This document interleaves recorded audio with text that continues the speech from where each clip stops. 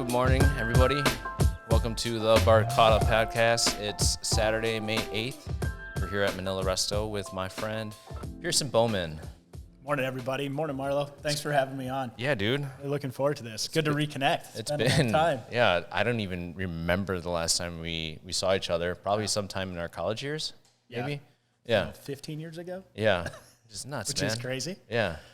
Trying to think, like, okay, we met at Lourdes for sure. Yep. Was that the first time that we met?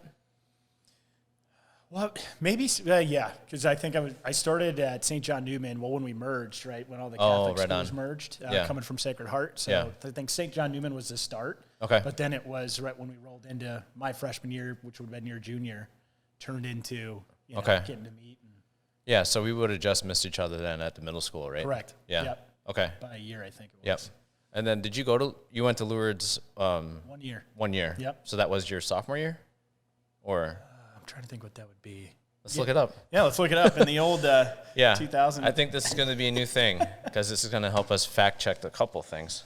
Maybe it was a freshman because if you were a junior. Sure.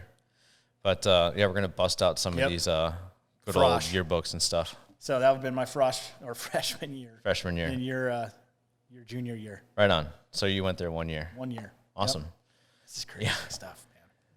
No, but fun fact, you were actually one of the first of my friends to actually, reach out and be like, hey, Really? I'd love to get on your show sometime and, it'd be fun to get together and, talk about like certain topics and stuff, So I was like, yeah, totally down. I'm glad I am. Yeah. I'm glad I was. I'm surprised I was, honestly. I thought for sure many people would have been reaching out. They're like, Marlo, let's do this, man. Yeah. No, it's cool that reached out to someone, I haven't talked to you in years, and it's cool that to hear that, you've been watching, listening, or whatever, so. Absolutely. And I think what I loved or what caught me the most about your channel was just hearing how you took it different angles. Like, it wasn't just, it's this topic, It's like, hey, let's talk about my family. Yeah. Which of course right now is a big thing. A lot of people have time to do. Yeah, right. Because, we're all home. So what do we know more about is our family. But, yeah. Hearing about your family and then of course bringing in, I think it was a few individuals that are part of bands, just kind of what they're going through. Also, some of the area individuals, community members. So I was like, hey, this just seems to be I'm just want to reach out and see if we can chat. So that's what I've just been enjoying following. No, that's what it's all about, man. That's one of the reasons why I wanted to create, the Barkada podcast. Like, Barkada means, you're curious about you're that. Close group of friends, like people you closely associate with, So I like to think the people that I associate myself with are my close friends, So you should feel special. Yeah, no, I appreciate it. I do feel special. Even though, it's been a while since we've connected, but when we started talking and just picked up right where we left off, So absolutely. Well, I think one thing to add here too. Many of you probably already know this. Marlo's a big runner, and I follow that because I get alerts every time he goes out on a run as a Nike run app fan. So, but honestly, that from that connection and even just doing things, it's interesting how we can stay connected. Sure, and push each other. Because you was it last year? Last year I was rocking it. This year not so much. You sent me a challenge to do. I don't remember. 50 miles in 1 or something. Month. Yeah. And that was at the beginning of one of my calendar year run streaks where I wanted to do 1,000. So I'm like, all right, let's do this. In a way, that was a little bit more of a motivational piece to be like, oh yeah, let's really get into it, So good. Yeah, thanks for doing that. You smoked me, by the way, on that. I was all amped to do it. I'm like, this will be great. Then also I start seeing 10 miles, 15 miles. I'm like, oh man, I'm 3-6. I know. That's the thing though. Though. If you have a plan, especially, to get to 100 miles, even when you slack off just a little bit and you say you want to make up for it, you pay for it in the end if you actually want to achieve your goal then, so 100%. That's the thing that I had to deal with this last month. I think the Tuesday before the end of the month, I was at 70 miles or something. And I was like, you know what? It was a good run. Hitting 100. 70's pretty good. Yeah. For close to a year and a half. And May 1st would have marked my 2-year run streak anniversary. That's awesome. And I was like, you know what? No, you slacked off. Yeah. You had the control to do it. And you have the control now to do it. So yeah, I managed to run through a couple longer runs, 7.5, 8, 8.25, and then I did just a 5K then to wrap up the That's month. awesome. So you topped her out then, huh? I did, got the 100? but I also then lost track of certain things, so I had to catch up on that. So yeah, it's just so sacrifices. You need to find that perfect balance and just stay on top of things and make sure that you're doing everything that you need to do on a daily basis, right? Like those are the lessons that you learn from things like that.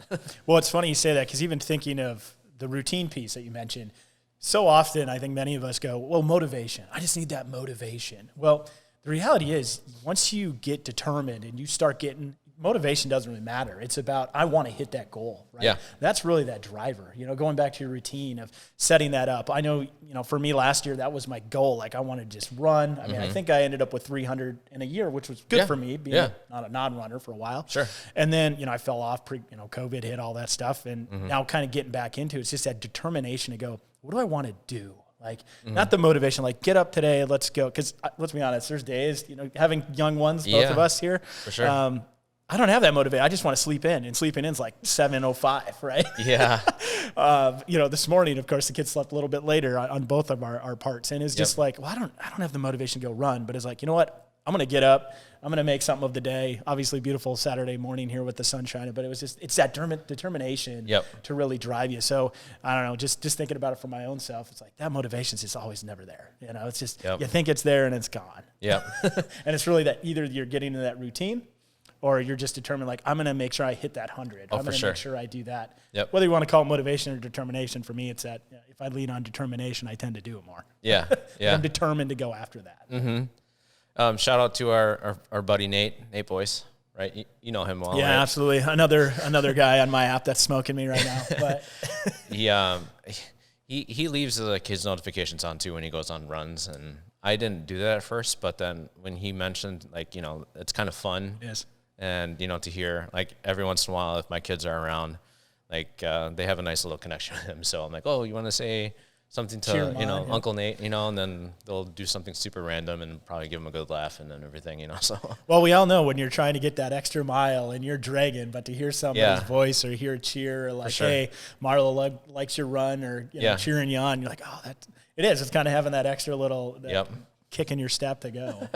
So, shout out to him too, because he's been doing a mile every day at least. Yeah, trying to take that challenge on. He just finished up his first year of the run streak.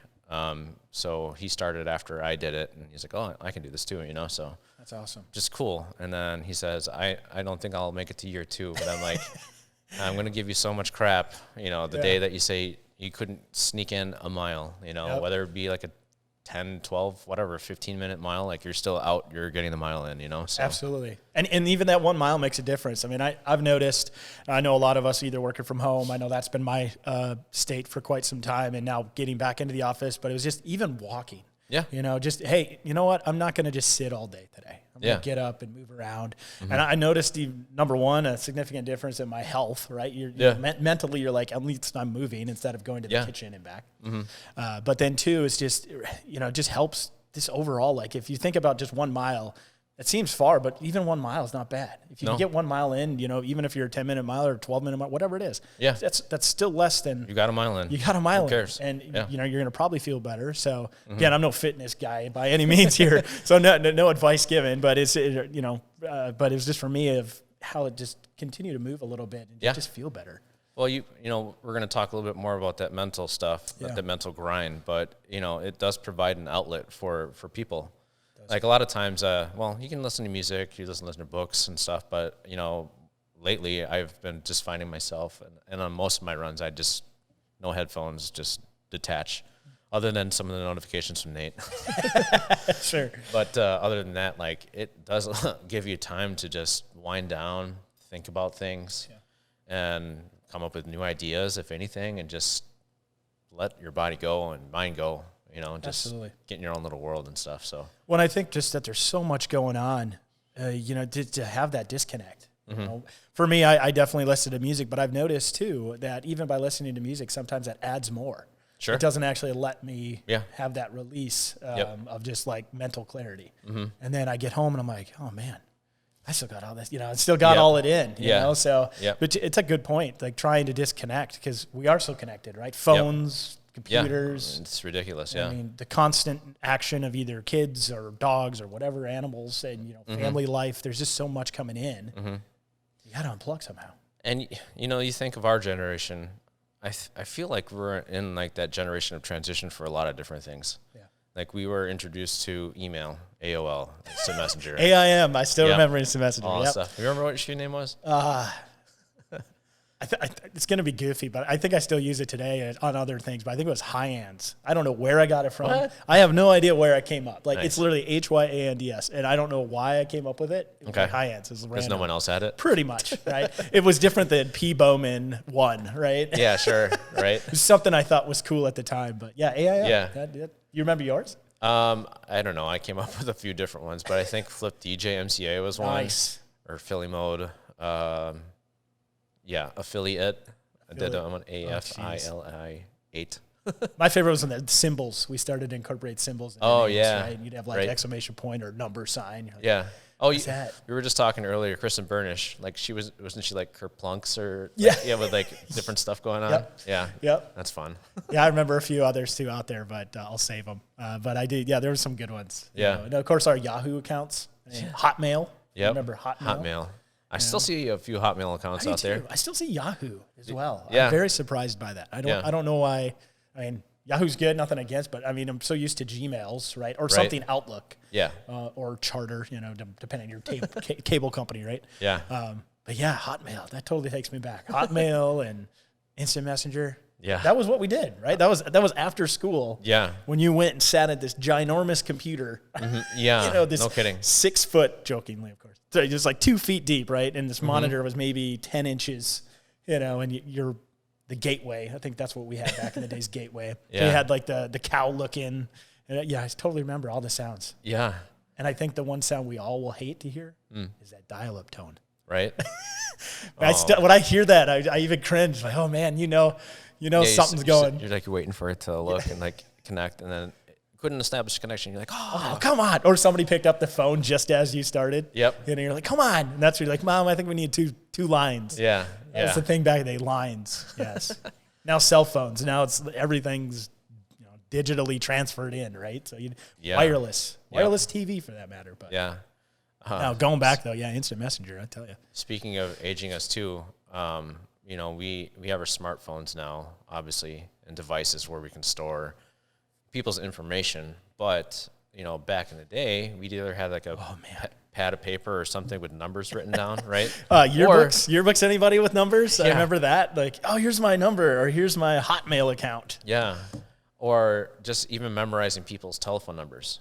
That's a lost art. I believe. A lost art. Or it's not now. Like, oh, what's the number? I don't even know. Yeah, yeah. Or what were their parents' names? Because you had to look them up in the yellow book. Yeah. Yeah. Or phone book at that time, right? So you had to just pull that and you're like, okay, what was Marlo's parents' name? Because you could have like 80 Ombus, right? Or you'd have like 14 Bowmans. There's lots of Ombuses in town. I know, a lot of Ombuses. That was really challenged back then. No, but like, Johnsons or Demlers, I remember that. And you're like, oh man, what was her parents' name? Yeah. You call and be like, oh, it's your dog. Oh, wrong number. Sorry. Yeah, right. There's really no secrets from parents back then because they knew who was calling. Yep, for sure. They knew where you were at. Uh-huh. Here's a dad joke for you, Piersen. Boy. Why are there so many Smiths in the phone book? I don't know. Why? Because they all have phones. Nice. Nice. That's a good dad joke. Dad jokes are strong. I should have came more prepared with mine. Hey, that's new. That's a new segment. That's a new segment. Dad jokes. Jokes. Oh man, bring me back if you would. That'd be awesome. We will. Yeah, no, it's funny just even thinking back so Marlo showed me the 2000 yearbook, and of course, as we were talking about, I was a freshman at Lourdes at the time, and just going through, it's just so funny how, either quotes from seniors or just even stuff we wrote. I mean, I remember the fonts, right, where somebody take a permanent marker and just take up a whole page. Then, of course, you were mad because you're like, well, Kim was going to sign that, or Eric needed room. And you're like, you're fighting over your yearbook, right? But it is neat to go through this. I mean, I haven't picked up a yearbook in, I don't know, 10 years probably during moves, right? Where you're like randomly, what are these books in this heavy box that we want to get rid of, but seem to want to keep? That seems to be the time when you kind of take a minute just to kind of page through everything here. Yep. But yeah, speaking back, even though like we only had a year together at Lourdes, I feel like we had a lot of like same like paths. You know, you were involved a lot with.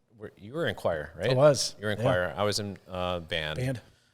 You were also involved with the school musical, right? Was. Yep. And also with like athletics, you know, like I think that was one cool experience that we were able to have at Lourdes, is being able to dive into all those different areas, you know. Agreed. Because a lot of times when you go maybe to like a bigger school, like the opportunities may not be as accessible. Sure. You know, but yeah, yeah. No, to add to that, I think number one, it was a unique thing at the time. If I think back, to see people that were doing music and athletics. Now, minus the fact of being sometimes small school and you needed that. Yeah. But it was the fact that there was people that really skilled at both. Yeah. And you're like, wow, you know, and that was, I don't want to use this, I'll be careful on this word, but it was just an anomaly, right? And some instances where some people are just so good at both, and you're like, man, what are they going to do in life? Like, I couldn't wait to see it. Yeah. But you're right, sometimes at bigger schools, you got to pick. You know, thankfully, both of our journeys, we didn't have to choose that. We were able to experience both. But I think too, from even a culture standpoint within schools at that time, it was just different. But it was like cool different, you know, and now it's just like you're either this or you're that. I mean, 21 years since I started high school, so I can't speak to it too much. I don't have any teenagers or high schoolers in my home, but it's fascinating what you hear today. It's like, oh, well, Dan's tennis, and he's going to be tennis, you know, but you're like, well, Dan, I heard Dan could do choir, you know, it's just, but it is different, and but a unique path for sure for, I think, both of us, because it made for a lot of great experiences. Yeah, and you know, with the size of our school, like we developed a community where a lot of us got to know each other. Yeah. You know, within, you know, across different classes and, you know, freshmen, sophomore, juniors, seniors, whatever. Yeah. We were able to kind of gain that kind of experience dealing with different age groups and just really different types of people, being able to do athletics and do sports or other, you know, extracurricular activities that, you know, were offered and stuff, you know, so. You know, and I'm glad you brought that up, because if you think about that smaller school setting, it really did allow for you to get to know older or upperclassmen, right?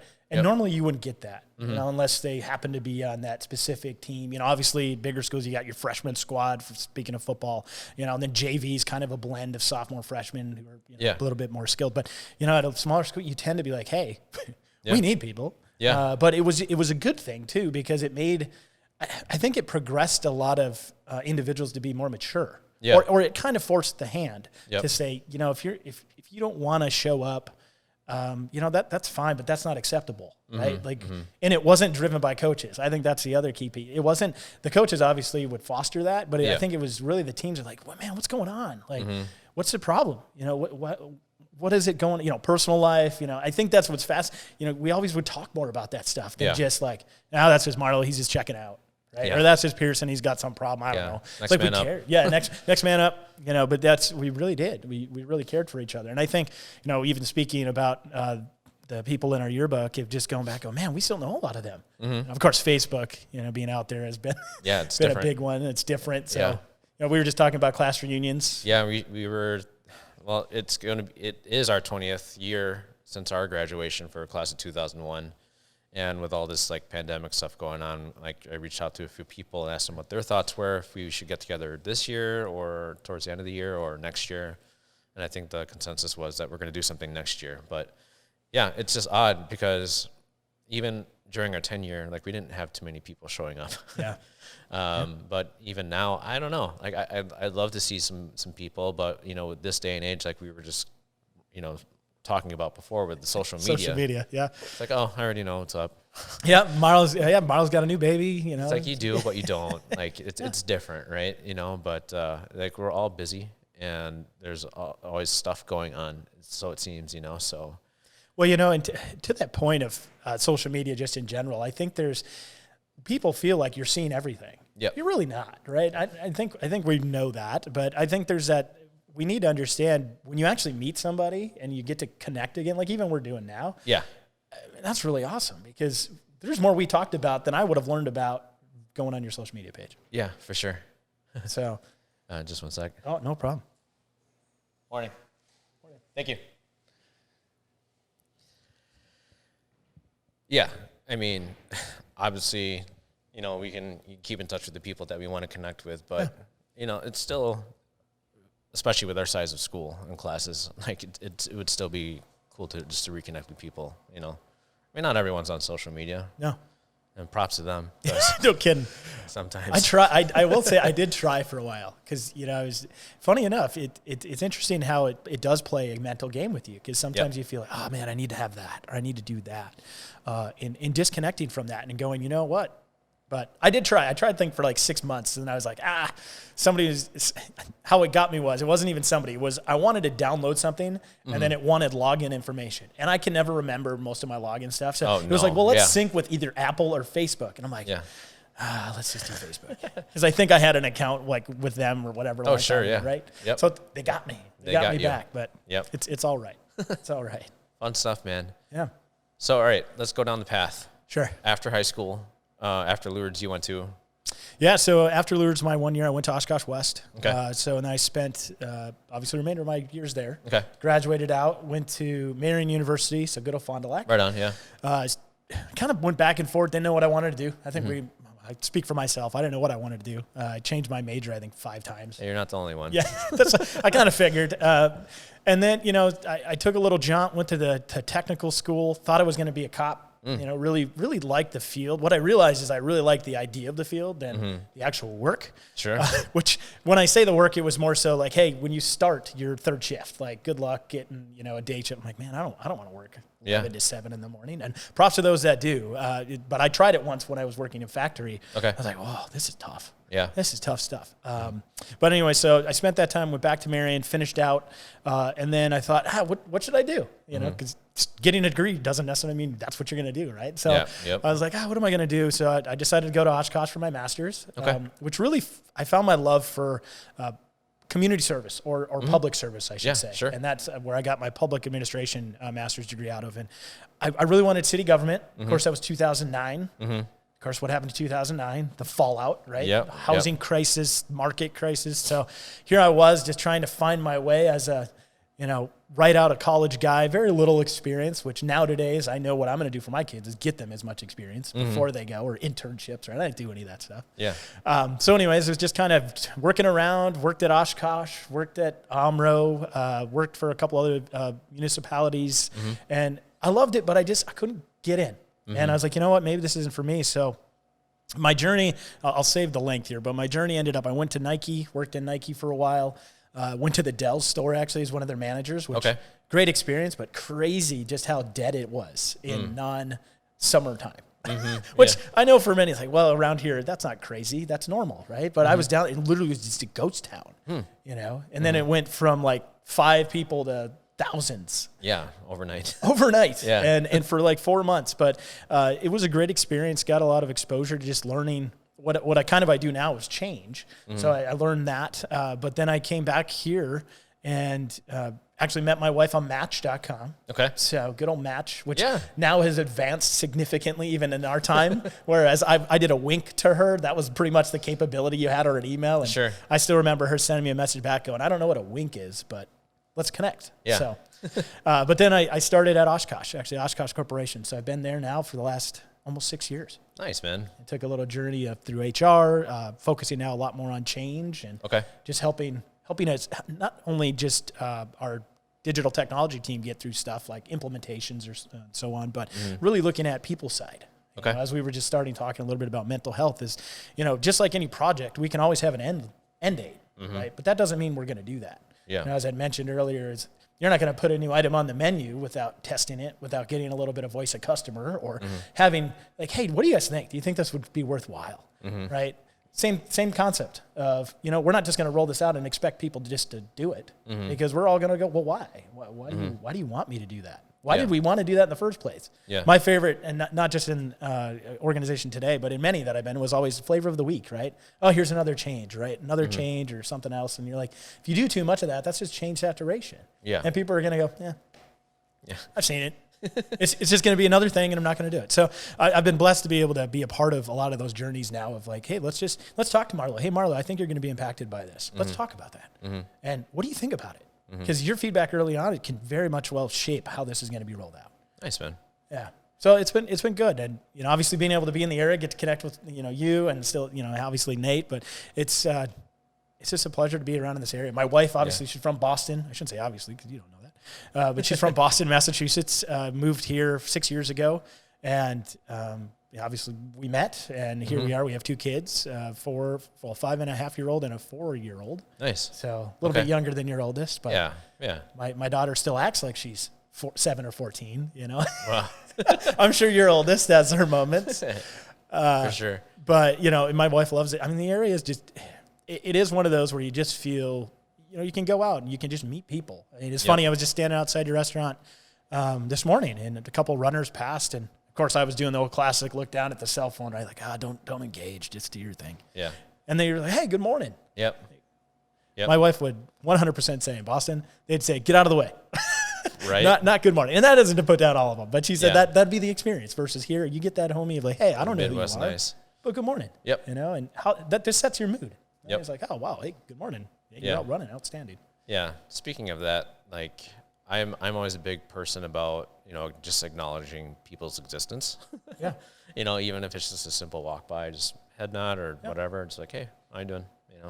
Well, it's funny. I think we're still an area where I saw that this morning, actually. Somebody was crossing and saw cars slow down, obviously, because it's law, right? You want to let them cross on a crosswalk. But they did the wave, like people are actually waving like, hey, thanks, and it is, even if it's a nonverbal, it's still a great thing to do. Yeah. Just to acknowledge your distance, like, hey, I see you. I'm not just stopped because it's legal or law. I'm doing it because, hey, I want to make sure you get across and, hey, good morning. Yeah, for sure. So yeah, absolutely. Are you down at the new office? I am. Nice. Yeah. Yeah. Beautiful trail back there. I don't know if have you ran that over there? For sure. Okay. Ran it, biked it, all that fun stuff. I'm excited to see how things progress the next few years, once the Parks and Rec figures out how they're going to want to utilize that space and everything, so. Yeah, there's a lot going on over there. I mean, from I believe it's a hotel that's going in front, right over by Casey's. Yep. I think there's also going to be, if there's a sports bar possibly there. It's kind of, they're advertising for it, so. Okay. I don't know. I haven't heard of what's going to go in there yet, but it'll be cool. Yeah. Something would be nice for that corridor coming in towards the university and stuff, Absolutely. So. Well, and it's funny even thinking back, because you've been here, how many years in Oshkosh? Since 89. 89. And I've been here since 95. Okay. So minus, of course, moving around a little bit, but essentially this is home, right? So where were you before? And before, so I was born and raised in Montana. Okay, that's what I thought. Yeah. I was that guy. Yeah, you were that guy. You're who's that Montana kid? You're a transplant. I was a transplant, yeah. Well, I was too. I was from Indiana. Yeah, I was going to say. But, that makes a lot of sense now, and how, we kind of got introduced to each other through the school system and stuff, just getting here to the area. Dude, I've been wanting to go to Montana for a while. And I've been talking to my parents and Patty and the kids, like, let's go check out some stuff, where in Montana were you from? So I was born in Miles City, which a lot of people would say it's kind of a dust ball. And it really is. It's really like cowboy town. It's advanced since I was born in 84. Yep. But that's more on the east side of the state, so closer to the Dakotas. Yep. But where I grew up was Lewistown. Okay. Beautiful. Yeah. We had mountains. Four different ranges of mountains, if Ooh. I'm saying that right, Yep. Around us. Okay. And you wake up and you get that view. Yeah. I mean, it was just amazing. Yep. Yeah, you got your snow. Nothing worse than we get here. But it was a 5,000 community at the time. Okay. Dad was a principal. My mom was a speech pathologist, so she went around to the schools. Right on. Funny enough, both of them, though, are from here, are from actually Oshkosh. Oh. So went to Lourdes. Okay. My dad went to West, but my mom went to Lourdes, same with her family. Sure. So the roots came back. So you dabbled in everything. I dabbled a little bit in anything. You did Lourdes and then West. And then West, yeah. So I followed both my mom and my dad's path. Hey. But, yeah, so I grew up there. But you would love, if any of you out there have been there, but Bozeman, love to go to Glacier National Park. That's at the forehead of the state. Yep. And I say forehead, obviously Montana looks like a face if Yeah. you look at it on a map. Okay. But if you go to the forehead, and then, Yeah. of course, if you go south, which is Yellowstone. Okay. Beautiful in Yellowstone. Yeah. No, I'm totally down. I think Patty would love it. I think you guys would love it, and the kids. Yeah. My wife and I talked about it, RVing, renting an RV. Sure. Have not done it, but I've seen people are doing that. That'd be a long drive. That's about 18 hours. 18 hours? But if you got an RV, but it's not Sure. that bad. Yeah. You got your food there. You mean break a little bit of laws of like standing up while you're going, maybe, I don't know. Yeah. I always told my wife that. I'm like, well, I don't think you have to have car seats in an RV, but I could be wrong. Right? Yeah, who knows, depending on how big the RV is, but correct. Yeah. It's basically that mobile home moving, right? Mm-hmm. So yeah, but Montana's beautiful. Maybe if you're a skier, even outdoorsy. I mean, that was the other thing. My wife always thought, well, it's just a bunch of snow, right? Mm-hmm. Like, no, we don't. Not too much. I mean, you can get it. Obviously, you go up in the higher elevations, but it's just there are beautiful streams out there. I mean, it is another world. It's been a long time since I've been back there. We've actually talked, like I just mentioned, taking the kids there too. But sure. I think 7 is probably the right age, 7 or 8. Okay. Just because they can get something out of it, and they're not too far into I just want to be around my friends and want nothing to do with you guys because you're my parents. But hopefully that doesn't happen. But yeah, very cool. Recommend it. Do you have family out there yet? No. Or it was just you guys that moved just out? us. Okay. Yep. And so I have an older sister. She's actually back here too. So pretty much when we transplanted back here, I'll say that because of my folks, it was just, Oshkosh from there on out. Yeah. And, sister now is in Neenah. They were in Appleton before, but it's funny how you see a lot of that. You see the go away. Even West colleagues of mine from my days, they coming back. You go and you come back, and it's just homey. Yep. You just feel that. Yep. Well, it's cool too, just to be able to go out and experience that thing or whatever it may be, life, outside of town, life. Because then, then you kind of are able to, experience something different and maybe come to realize that what you want may be somewhere else. Correct. Like if Oshkosh is it, then come back. Yeah.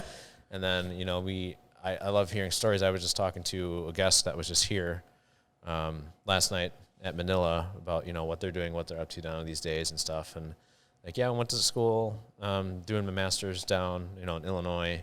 Wow. But he's back here for the summer, like doing his internship and helping out with some developments and all this kind of stuff too. So that's awesome. He's gaining experience and also providing like his insight and expertise and like things that he's learned along the way to kind of bring it back to town. So yeah.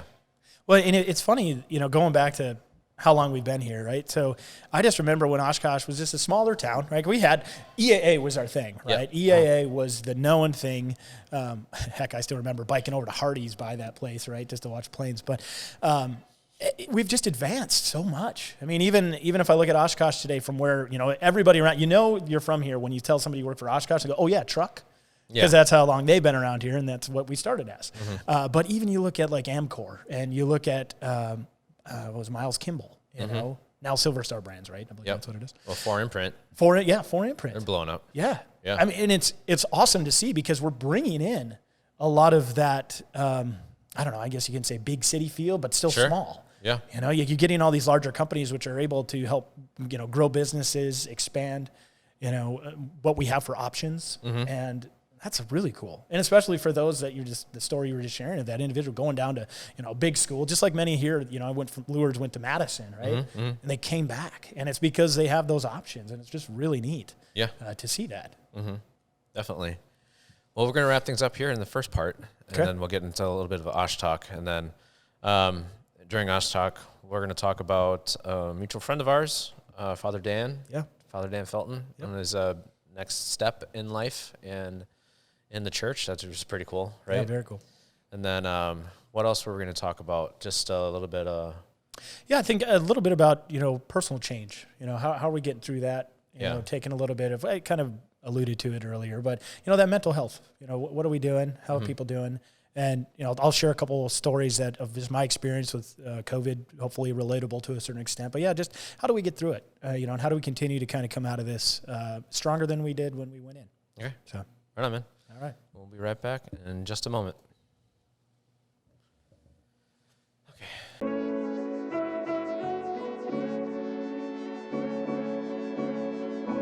Hi, it's Sarah with Manila, and I'm here to tell you about our monthly specials for May. First, we have our drink special, the Piña Mojito.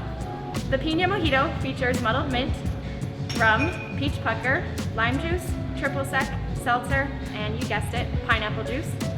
Kick back and relax with our Piña Mojito the next time you visit us at Manila Resto. Our sushi special is the Flores de Mayo. Sabrina put together this beautiful 12-piece roll that features freshly diced salmon, green onions, cream cheese, and crab stick on the inside with the rice rolled outside. The roll is then decorated and topped with sriracha and spicy mayo. Celebrate the month of May with our Flores de Mayo. Our Filipino special is Drunken Squid. Chef Ninoy put together this Filipino special that features squid, banana ketchup, garlic, Maggi sauce, tomato sauce, red and green bell peppers, celery, diced onion, sliced ginger, butter, black pepper, onion powder, salt, oyster sauce, carrots, and rum.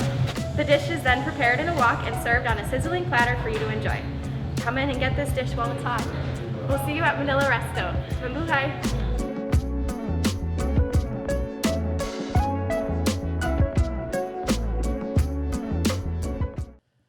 All right, we are back here, episode 14. I don't know if I mentioned that before. Wow. Yeah. Saturday, really? May 8th. Yep, 14. 2021 with Piersen Bowman. Hey, Yo. 14th. I love it. Yeah.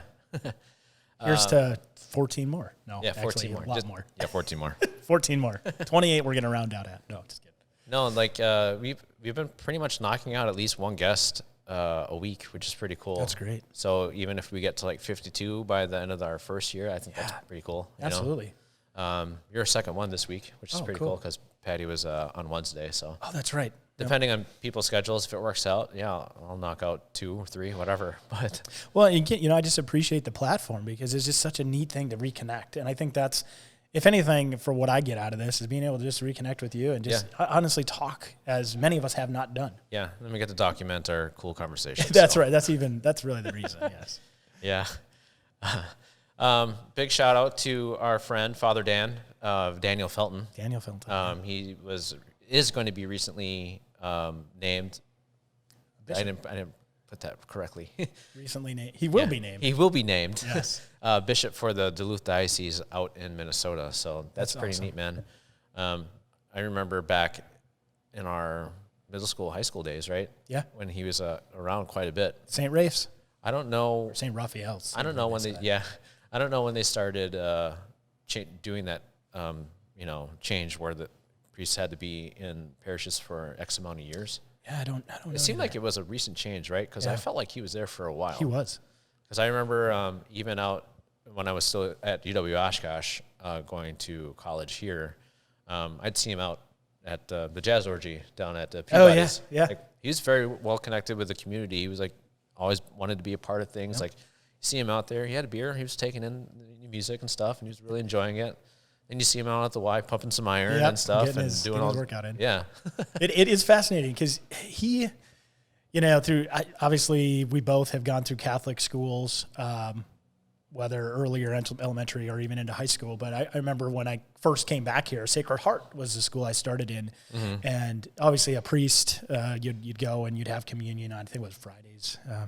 Sorry if I'm remembering that wrong, but no, the experience is where I'm going here is with that priest was very different than with Father Dan. And you had a different connection because he would go out and he would do those things. And you'd be like, wow, that kind of seems like a rebel, right? Which was kind of cool. But it was awesome to see him in a different light where you didn't just see him in a church. Which is kind of where I'm going here. You just didn't see him in a church and then that's when you saw him because then you just had that different experience. It's like, oh, he's the priest. You do your sits and kneels and Catholic stuff. Yep. But with Father Dan, even with my confirmation, I remember it was just a good experience. Like he made it about an experience, and maybe where I should start there. It was about an experience, not just let's go through the motions. Mm-hmm. I think so often we've gone through motions before that you're just like, here we go. But it was just like I wanted to be there. I wanted to go through the steps and know. And he would make you connect. I think there was even a retreat. I can't remember really well, but I don't know if were you on that retreat? Possibly. Dude. Yeah, I don't know. That's pushing our memory right there. You had already asked me to try to remember 20 years ago. That's pushing 25. Yeah. I don't know. We'd have to really dig in and. Yeah, we would have to dig into that. So anyway, but this he would just take a different approach to it. And I remember when that news got announced that they started to do that cycling. That was a heavy hit for a lot of folks because he was just so loved. It still is, obviously. Yeah. But he was just really big hit to the community, I know, because they were like, well, who's going to replace him?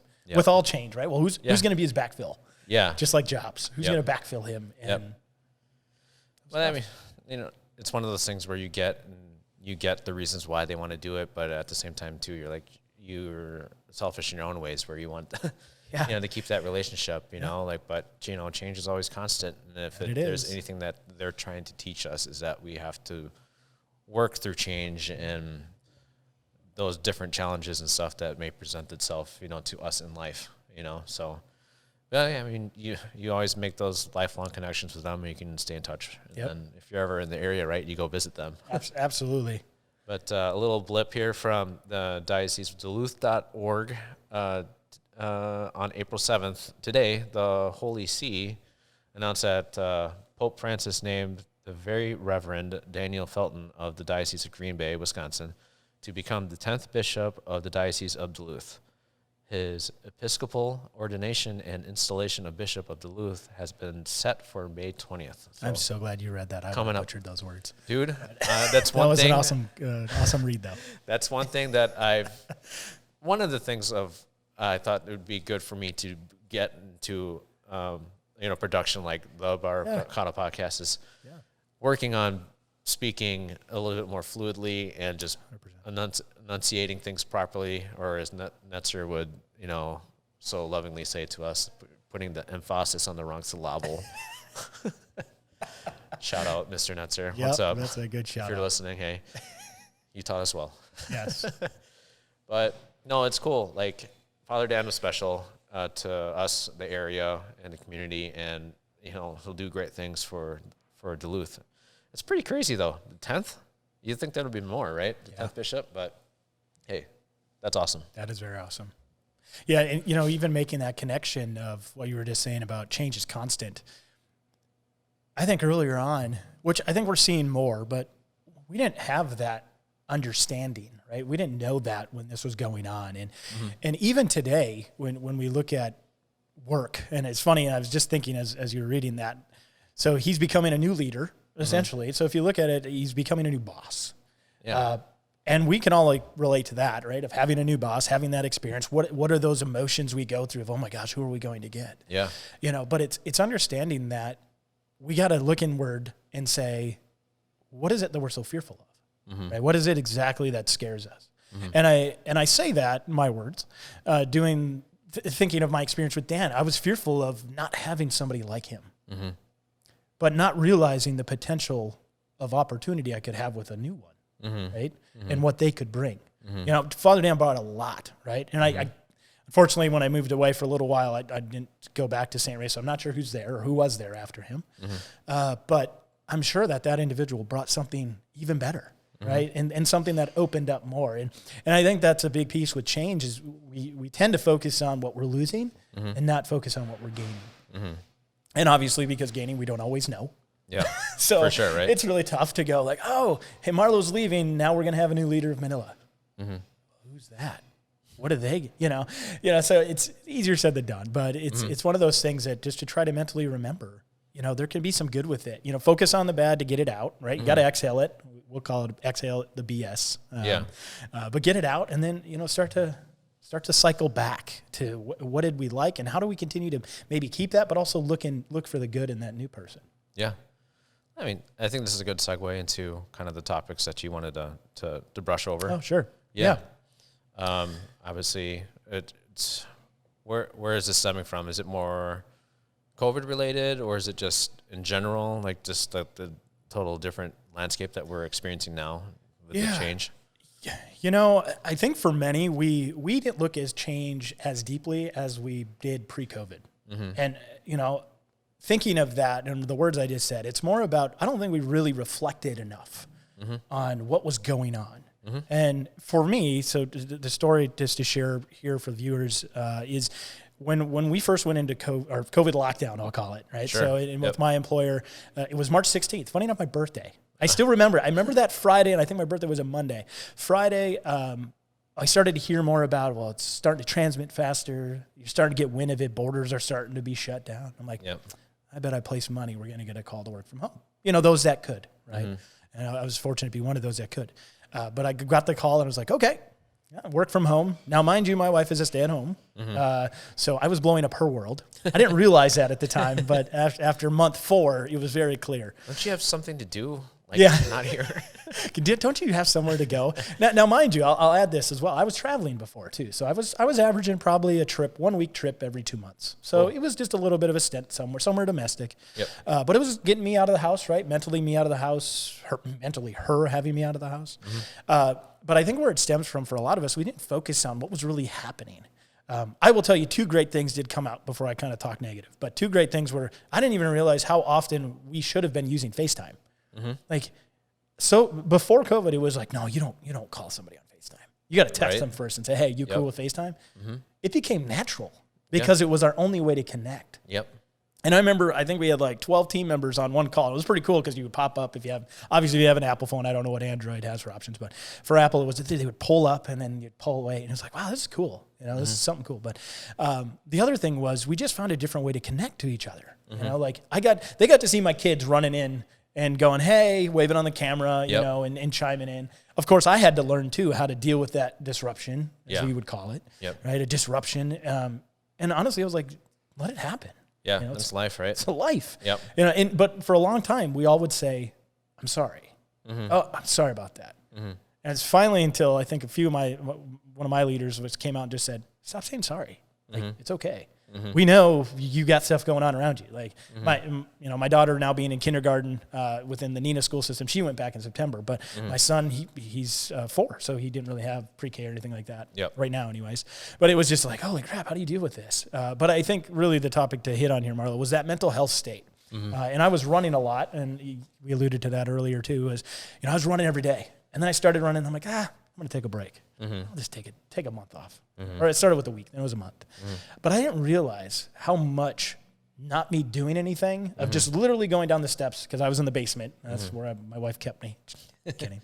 But that's where I was. I was in the basement, and it was just like, that was my day. I'd walk downstairs, start it, have some meetings, go eat lunch, go to the bathroom, go back upstairs. I never disconnected.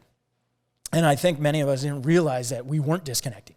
Because we were just thinking, oh, well, it's cool to be home. And for many, it's worked. And this, of course, speaking 100% for me, I realized I missed that connection. I missed what we're doing right here, right now. Yeah. And I didn't realize, but that was having a big impact on how I was showing up. So before COVID, I'm very proud to say I lost 30 pounds. Hey. Gained 20 of it back. But now I dropped 10. So I'm almost I'm about 15 away from where I want to be. There you go. But anyways, it was like I just mentally realized I wasn't showing up as the dad I wanted to be, the husband I wanted to be. I was just in this funk, and of course a lot of people were worried about jobs, and unfortunately a lot of people were impacted, lost their jobs. And thankfully, seeing the businesses come back, hopefully they were able to find things very quickly. But there was just such an impact. And, what really the message here I'm trying to say is when we're going through these changes is remember to reflect on yourself and look at what is it that I'm doing today that I'm enjoying and what is it that I'm not enjoying? Because if you don't stop and do that, you're just going to continue to go. Yeah. And that's the big piece too, because now that we're starting to, open back up, to use the words that are being out there, we're opening back up. So many of us are just going to go back to that norm. You can't, because if you do, it's not going to be better for you. Yep. Because really, it's going to this experience, just as we talked about, all those experiences we've had, those experiences you grow from, and so leverage them and use them as fuel, if you want to say, fuel to how do I want to do things differently. Whether it's a hobby or whether it's just, instead of just walking around my house, I'm going to take a walk when I come home, or I'm going to, go outside and put the phone away. I know that was the biggest thing. We became even more connected because we relied on our laptops and our cell phones, and every second was an email, or you heard a ping and like, oh, I got to take that. Yep. So I think that just that big piece for me, and I'd love to hear your thoughts too, is really just looking inwardly and understanding I'm not showing up the way I want to show up. I thought I was. Of course, I think we all had the beverage cycle increase a little bit. You're like, it's Friday. I'll start a little earlier. But then that became, it's Wednesday. Maybe I shouldn't. Like, oh my gosh, this is not good. I don't have to drive anywhere tomorrow. I don't have to drive anywhere. Absolutely. So, but that was the piece that we just started to make okay.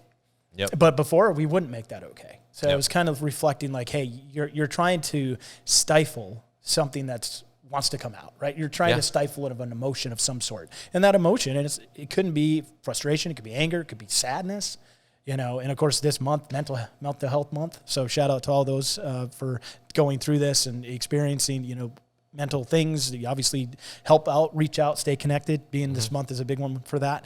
But, just focusing on yourself and understanding, hey, it's okay to let those out, because if you don't, we all know that. You're going to pop at some point. Yeah, for sure. That's one thing I learned too about kind of mental health, like awareness and stuff. One alarming, statistic during like this seasonal change is when the suicide rates are highest.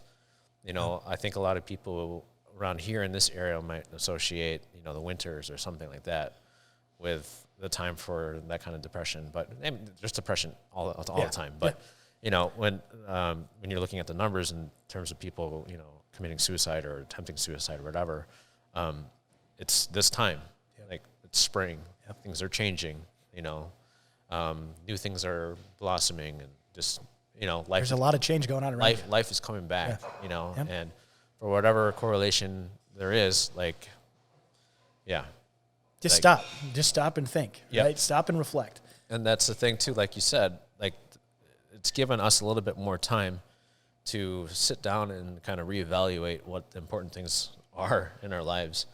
And you kind of are focusing on that then. And even, during the shutdown and stuff, not being able to see family, like we have family all over the place and stuff. Absolutely. Like we've kept a weekly call ever since then, which is pretty darn neat. And then we jokingly said, a month or two into it, like this is the most that we've talked to each other, ever, So kind of, it does put things in perspective, I think what really needs to happen just for everyone is they just need to make the time for certain things to, like you said, reflect and sit down and just reevaluate things, or to deal with some issues that you may have. Because if you don't take the time to deal with a problem, guess what? That problem is still going to be there tomorrow or whatever until you come face to face with it and you deal with it. You work through it, or if you can't work through it on your own, you ask for help, and don't be shameful, really, or embarrassed to just ask, like, hey, Piersen, man, I really got this issue. I really need your advice. Or if you can't help me, do you know someone else that can, So, I mean, everyone should know that there's somebody out there that cares for you, Absolutely. So, and I think the big piece there, too, many of us, we've been asked that question before. Hey, can you help me with this? And I can't say I always responded the best.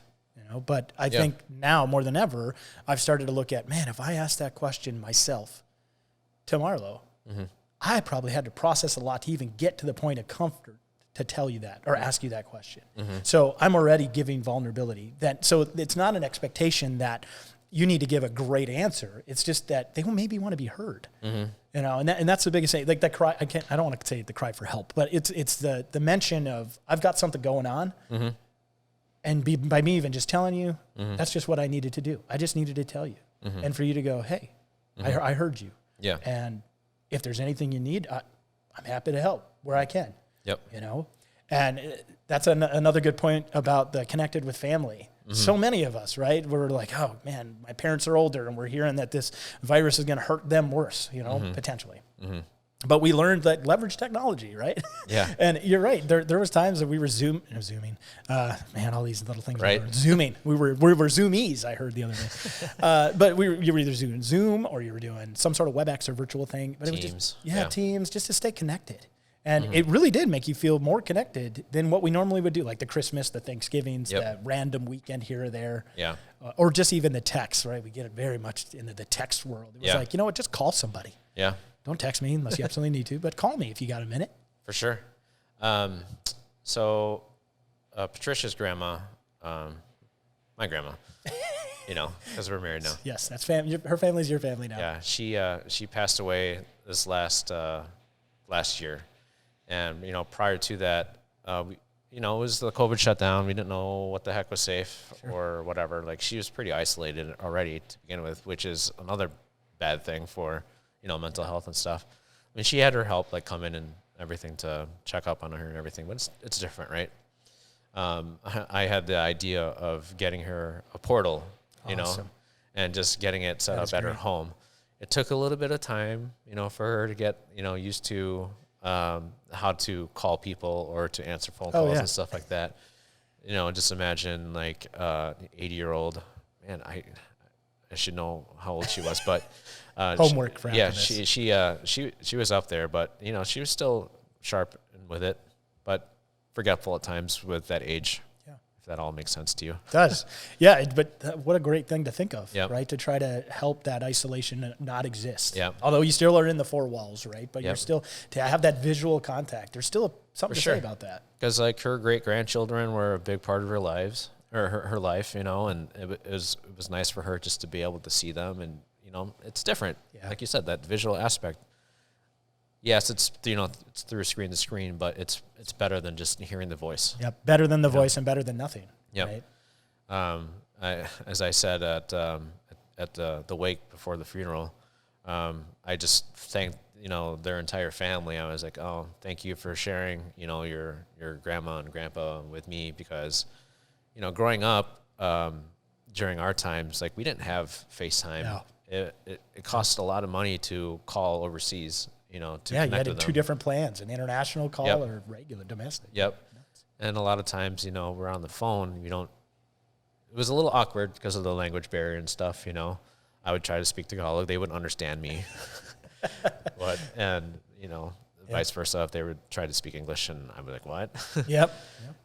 But, you know, I remember that, and I remember this moment, and it was just cool just to be able to share that, because, like, you know, I had a lot more access to them than I did with my own, you know, grandparents in the Philippines and stuff. So it was cool. I mean, just how everything kind of ties together, you know, with, you know, your marriage and everything, and how much bigger your family gets. And yeah, it was just some crazy times, you know, but.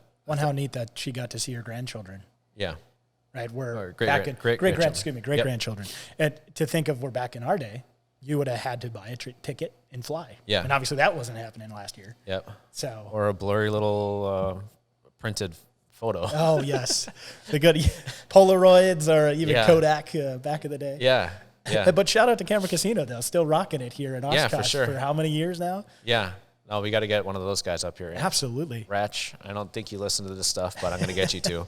But if it helps, my grandmother still comes to your store. She, B. Galo, she loves her.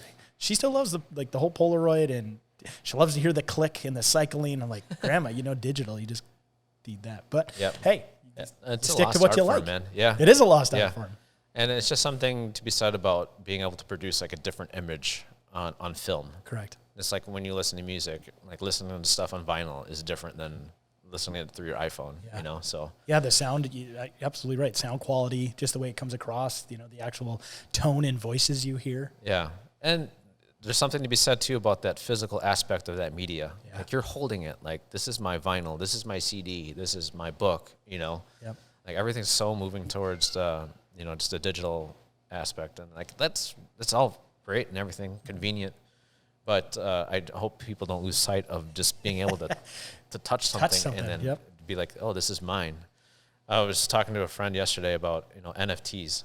NFTs. So it's like, I don't know what it actually stands for, but basically it's like a digital form of, let's say, art or a ticket. You know, it cannot be replicated due to like its blockchain technology. Oh, fascinating. Yeah, it's a whole nother thing that we can dive into. Yeah, geez, that's a whole nother hour on that one. Yeah, so you can basically develop like a piece of art, let's say, and it can be one of one or one of 5, and there's only like one unique copy. So let's say I take a picture on my phone and send it to you. I still have a copy on my phone, and then you have another copy. Like if you're using like this NFT, like blockchain technology, if I'm saying this correctly, if I take a photo and I send you that photo, you now have that copy, and I don't have that copy anymore. Wow, so like permanently deletes it. Yeah. So, or it just transfers over to you some way, somehow. Oh, wow. Yeah. It's pretty remarkable how they're doing that. Like the whole cryptocurrency and like Bitcoin, Ethereum. Yep. All those like Dogecoin. Dogecoin, I don't even think actually has like an actual thing. Like there's no like, I don't know. I'm not going to dig into it. Something I don't know too much about right now, but yeah, like it's all this stuff like digital currency and stuff, so I think once people start exchanging those digital currencies, maybe that could be something that could be usable. Sure. But I get why, the feds and like government like want to regulate something like that, because if there are people that you can't, well, okay, we're getting into a whole nother end of things. But yeah, I'll just leave it there. No, you're fair. Well, to your point though, I do find it fascinating. Like even with our Apple phones, if you get the Apple Card, you literally just double click. Yep. And you don't even need to physically have a card. Yeah. Well, some places you do, right? Still, yeah. But and they'll give you one. But it is just to where we're advancing. But there is a thing to be said about though that CD box that we all had, right? Yeah. Those. I still remember the chest. Like those, even those big little, or not big. That's oxymoron. The big like 2x6 things at 42 CDs you can get. Still remember there was something to be said about those. However, I do like the fact of digital because you remember when that one day you dropped it on accident and the bottom of it got scratched. Yeah, you could never get that back. Oh, yeah, that was brutal. And you had to go buy another one. Yeah. Right? Oh man, we're totally dating ourselves here. We totally are. The Nintendo cartridges. Oh, remember? Like it's not working. Yeah. Or the CDs, like you said. To wipe it down. Yeah, to wipe it down. There's our friend, John Pata. Oh, holy Christmas. Look at that. He lives across the street. Okay. I don't know where he got that ladder from, but what's up, John? We just saw you with a ladder. Saw you in the yearbook, too. We were just talking about you.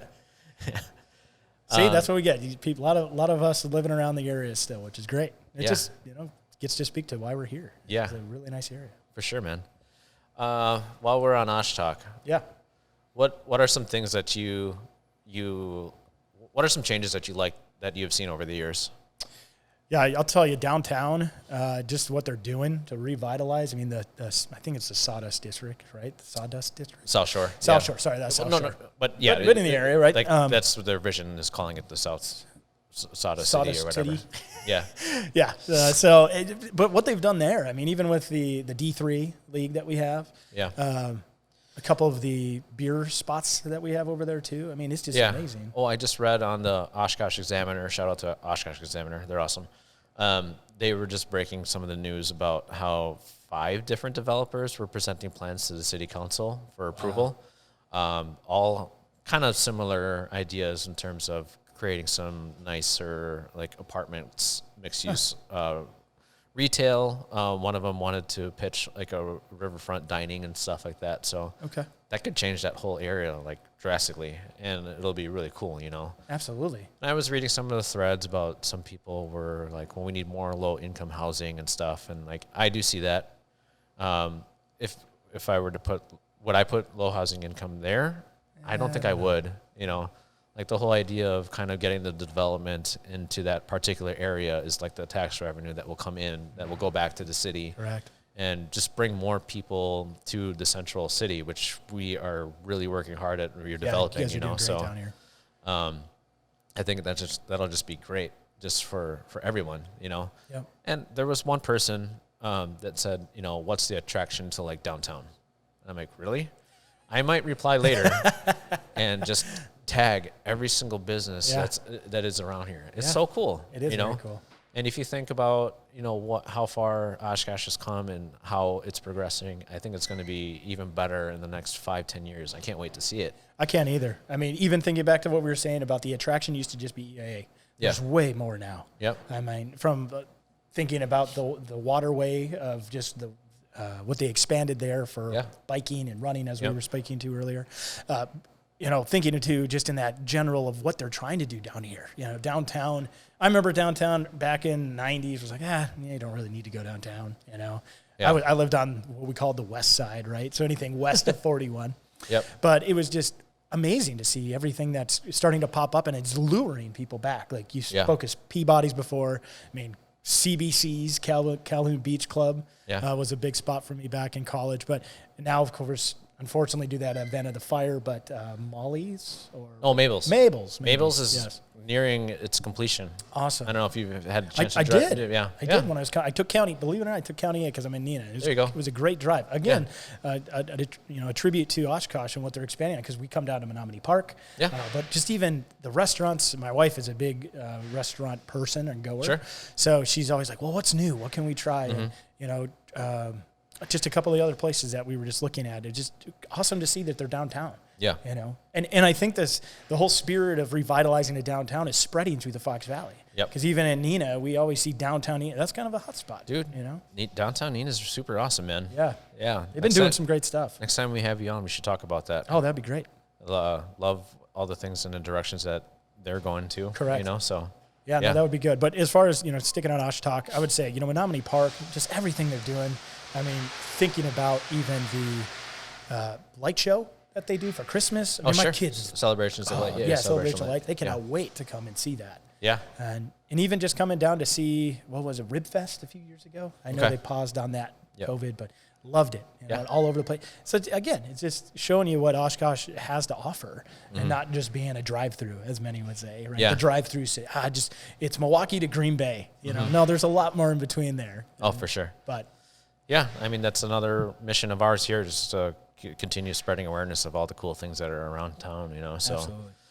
Which is great too. And you being here and growing up in town, like you have that eye to see all the cool changes and cool needs too. Like what else do you think we could use down here?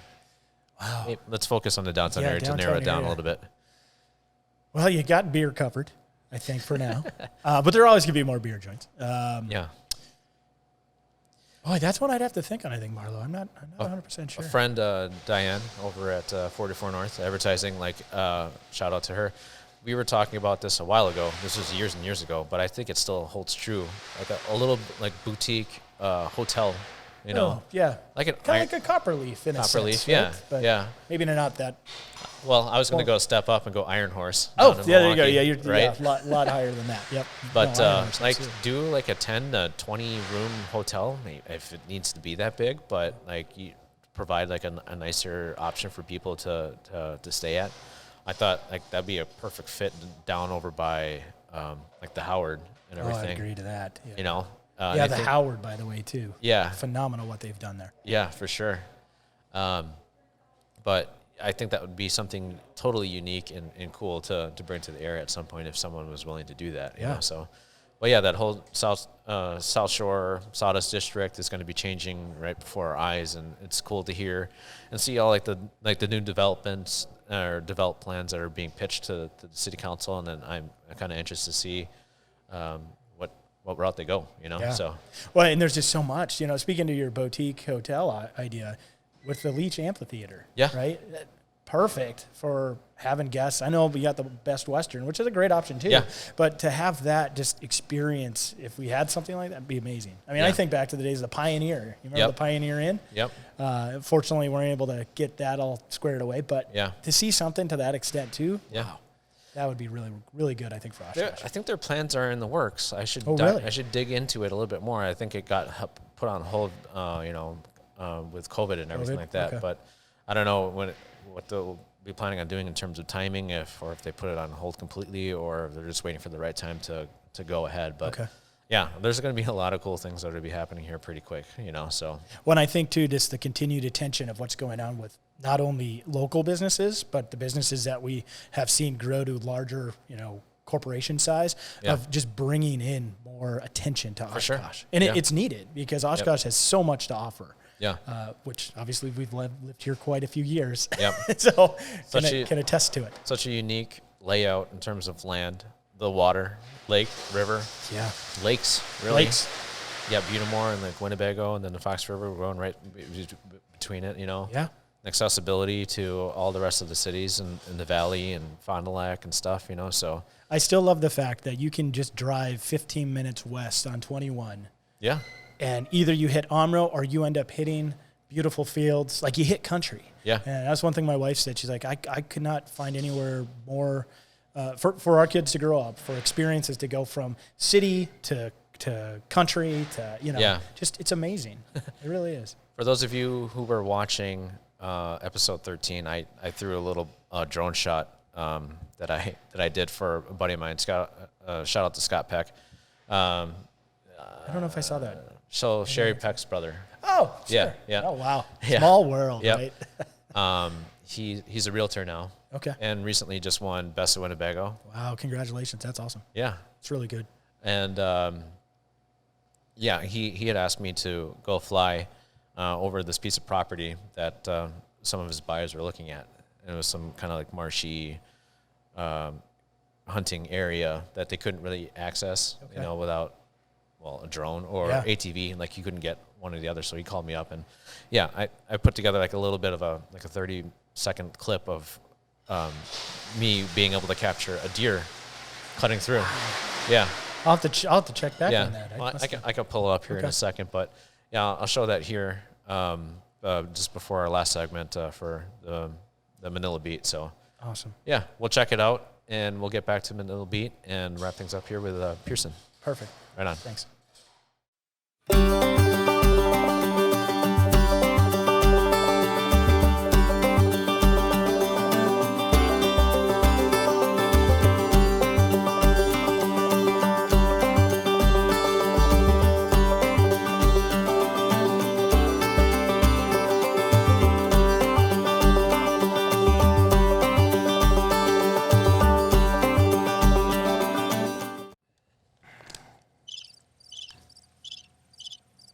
Always waiting on you, man.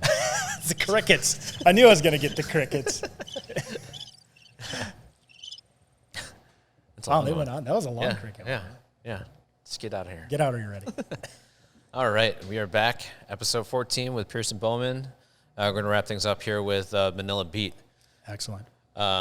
Speaking of COVID times and getting back to some normalcy, last night was the first time that we had John Harmon back here to perform with us. I don't know if you're familiar with him, but it's live music, right? Yeah. He's a local living legend, man. Like, he's so awesome, and he was with us right from the get-go. He played with piano with us every Thursday night, and was here every time. Wow. With the exception of a few things if he was off doing whatever he wanted to do. Sure.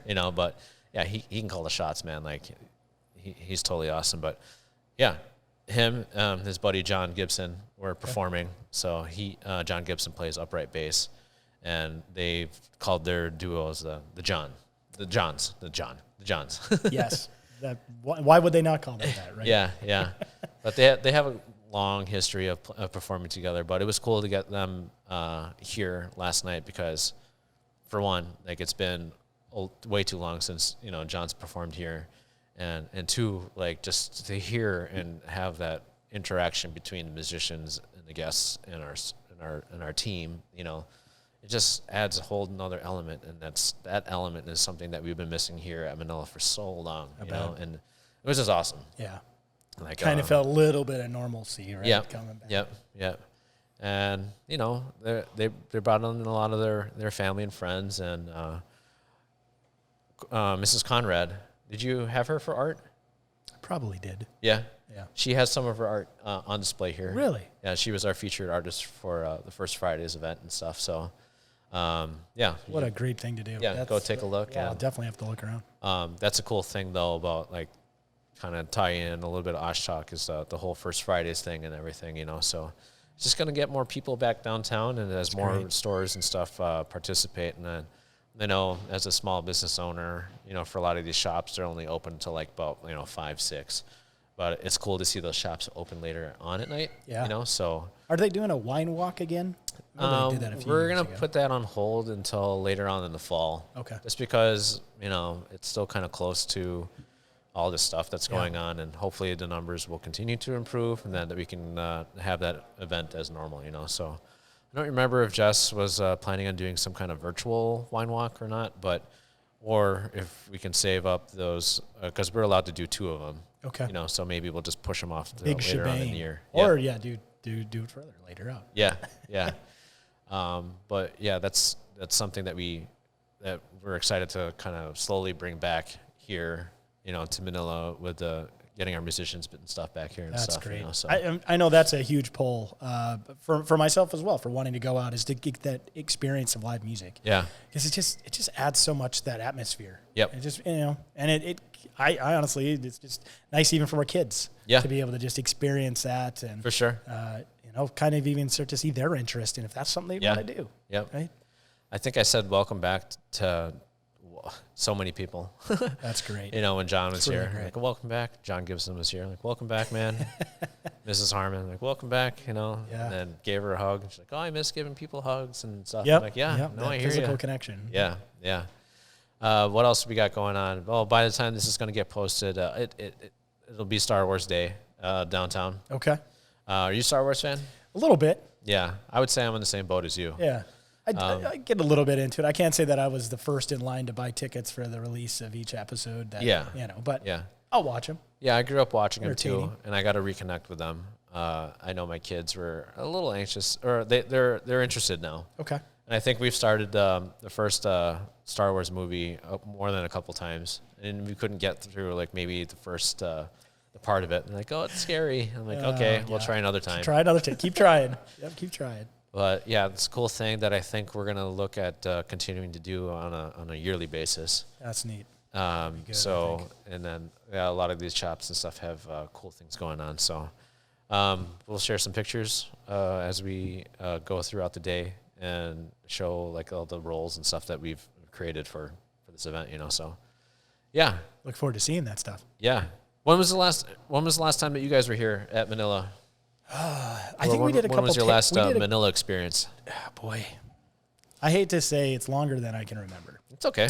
But I do know ever since you posted that The sushi take home. sushi kit? take home, Yeah. we're big sushi fans. Yeah. So that's something that's been missing in our life. Yeah. So we definitely are going to try that. Yeah, for sure. Get a couple. Your kids That's will what have we a plan. blast doing it. My 5-year-old daughter absolutely loves sushi. Yeah. It's unbelievable. Yeah. And sashimi, nonetheless. Like Okay. she literally will take that salmon piece and just Yeah. bite Yeah. it right off. Hey. I'm like, hey, There it is. sounds good to me. However, that's expensive. Yeah. Right. let's not start that too early, but it is what it is. Yeah. I've already created a monster with sushi. Yeah. Well, you can have a little treat, for her every once in a while. Yeah, absolutely. And if we get 2 boxes, hey, maybe that'll be enough that I'll actually get to eat a couple. Yeah. There you go. That's the one thing that's cool about the whole package and everything that, some people will be able to make it look nice and everything, but even if it doesn't, Who cares? it's still going to taste awesome. Absolutely. Because we're providing with all the ingredients that you need right in the box, so. Well, I think there's something to be said too about making it yourself. I've never been a chef. But I've definitely dabbled with trying to cook things different. But my wife really is the one in our house. Yep. But to do that sushi, I always wondered how they did it. I've sat and watched sometimes. I'm still like, man, they do it so fast. I know. So to be able to have that experice, Yeah. It gives you an appreciation, right? 100%. Yeah. Yeah. So looking forward to that for sure. Right on, man. Can you think of I'm trying to think back our freshman year or your freshman year. Were you edit? Did you ever make it down to my house, my parents' house? I know that's really thinking back. Ah, jeez. Because I'm trying to tie in a time where maybe your first experience with Filipino food. Or when you guys have been coming here, has it been more focused towards the sushi? Well, yeah, but I did come here one time with coworkers. Okay. When we were down on Oregon Street before we moved over to the new facility. Oh, yeah.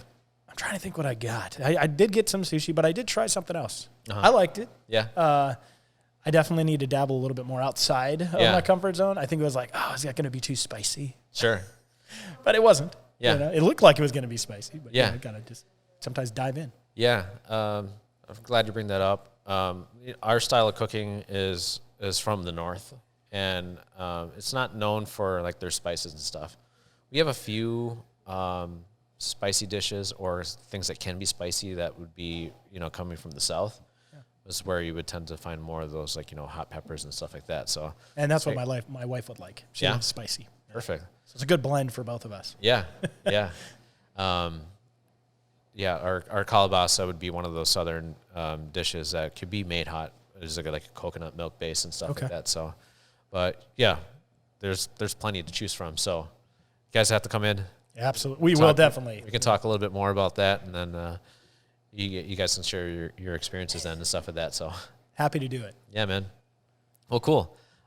This was a lot of fun.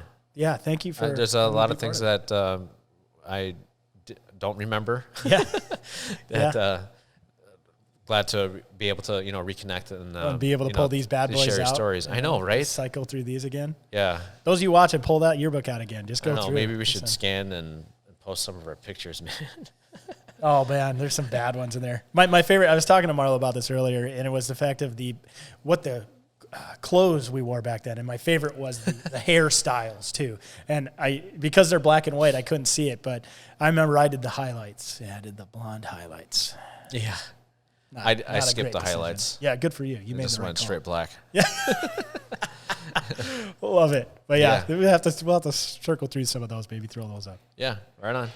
Well, thanks again for joining us. Thank you, Marlo. We'll do it again. Appreciate it. Yeah. And thanks to everyone that's been listening to the Barkada Podcast. You can find us on thebarkadapodcast.com. We're on Facebook, Instagram, YouTube, and we'll be hitting up other platforms very soon as we're figuring it out. So great. Thanks again. Thanks, and Marlo. yeah, we'll catch everyone soon. Yeah. Take care. That's awesome. Where's your jam? Yeah, I was going to say, that was yeah. I love that. No, this is great, buddy. Thank you for letting me come down. Yeah.